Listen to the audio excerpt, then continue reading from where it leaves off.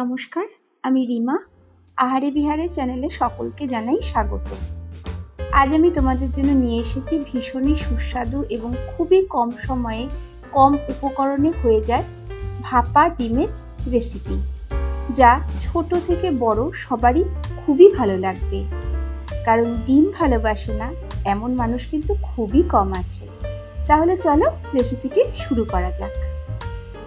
ভাপা ডিম বানানোর জন্য প্রথমে 2-3টে জিনিস আমি পেস্ট করে নেব। এখানে রয়েছে 2 টেবিল চামচ কালো সর্ষে, যা সামান্য ঈষদুষ্ণ জলে ভিজিয়ে রেখেছি, কারণ আমার আজকে শিলে বাটতে হবে, মিক্সিটা একটু খারাপ।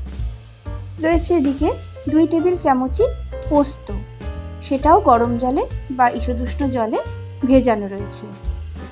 আমার স্বাদ অনুযায়ী নিয়েছি 6টা কাঁচা লঙ্কা। এই 3টে জিনিসই আমি ইন্ডিভিজুয়ালি বেটে নেব। তোমাদের সুবিধা মতন তোমরা কিন্তু একসাথে পেস্ট করে নিতেই পারো। সমস্ত বাটাবাটি কমপ্লিট। এবার একটা টিফিন বক্স নিয়ে নিয়েছি, দিয়ে দিচ্ছি এর মধ্যে 3 টেবিল চামচ টক দই। অবশ্যই দিও, কেমন?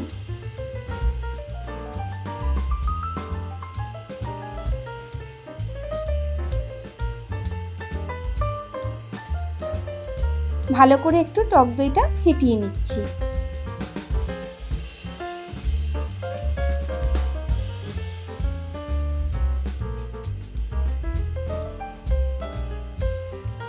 এবার এই ফেটানো দইতে দিয়ে দিচ্ছি বেটে নেওয়া সর্ষে। সর্ষে বাটতে আমি কিন্তু কোনো রকম লবণের ব্যবহার করিনি। লবণ না দেওয়াতেও সর্ষে কিন্তু এতটুকু তিতও হয়নি।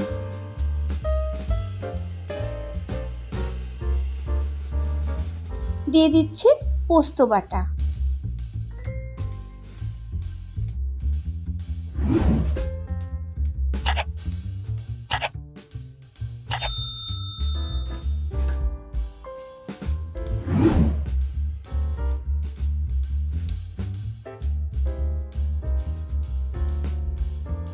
এবারে দিয়ে দিচ্ছি বেটে রাখা কাঁচা লঙ্কা।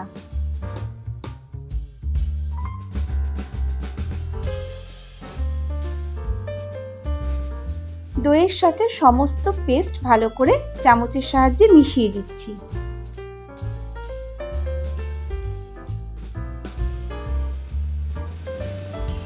মেশানো কমপ্লিট।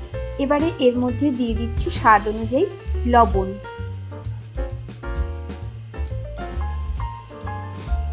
দিচ্ছি হাফ টিস্পুন হলুদ গুঁড়ো।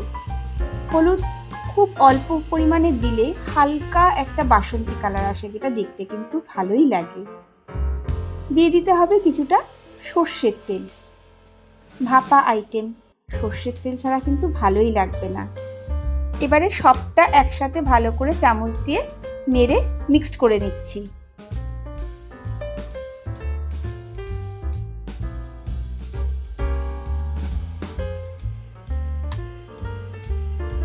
মিক্সিং পর্ব কমপ্লিট। কিছুক্ষণের জন্য ঢেকে রেখে দিচ্ছি।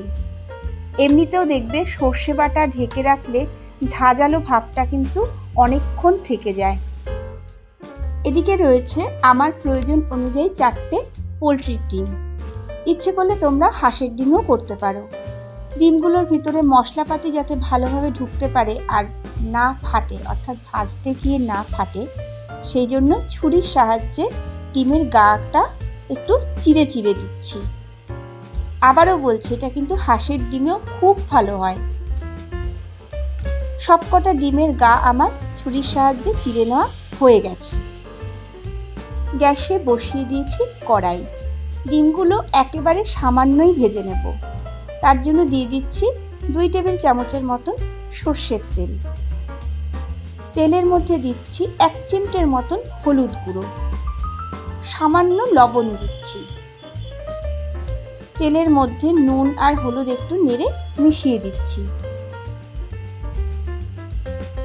এদিকে তেল গরম হয়ে গেছে, ডিমগুলো দিয়ে দিচ্ছি। খুব সামান্যই ভাজবো, আগেই বললাম। না ভাজলেও হয়, শুধু সেদ্ধ ডিমেও কিন্তু করা যায়। যেহেতু সেদ্ধ ডিম একটু গন্ধ লাগে, তার মধ্যে ভাপা আইটেম চাপা ঢাকা দিয়ে করতে হবে, একটু হলেও কিন্তু না গন্ধ থেকে যায়। কিন্তু সামান্য একটু ভেজে নিলে সেই ব্যাপারটা থাকে না, আর খেতেও ভীষণ ভালো হয়। এই দেখো, একবার এভাবে করে দেখতে পারো কিন্তু। এবার ওভেনে একটা কড়াই বসিয়ে দিয়েছি, বড় গ্লাসের হাফ গ্লাস জল কড়াইতে দিয়ে দিচ্ছি, গরম হতে দেব। জল গরম হোক, ততক্ষণ ডিমগুলো মিশ্রণে মেশানোর পর্বটা করতে থাকি।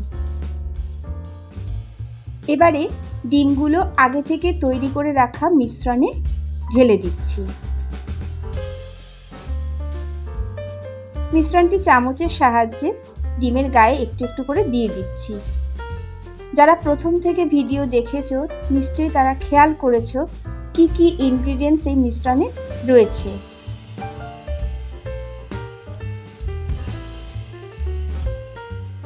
এবার সুন্দর গন্ধ আর একটু ঝাঁঝের জন্য বা ঝালের জন্য কয়েকটা কাঁচা লঙ্কা মাঝখান থেকে চিড়ে নিয়ে দিয়ে দিচ্ছি।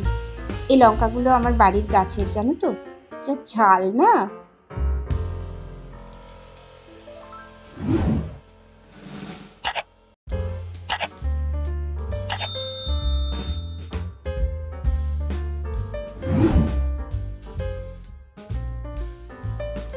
সবকিছু দেওয়া কমপ্লিট, ঢেকে দিলাম। এদিকে দেখো জল গরম হয়ে গেছে, ডিমের এই টিফিন বক্সটা জলে বসিয়ে দিচ্ছি এবং খেয়াল করবে জলে বসানোর সময়তে কোনোভাবে জল যেন টিফিন বক্সের উপরে না যায় বা একদম গায়ে গায়েও না হয়ে যায়, নিচের দিকেই যেন থাকে। আঁচ লোতে করে দিয়ে দিচ্ছি 5 মিনিটের জন্য ঢাকনা। ঠিক 5 মিনিট পর ঢাকনা খুলছি। দেখো জল একদম শুকিয়ে গেছে, গ্যাস বন্ধ করলাম।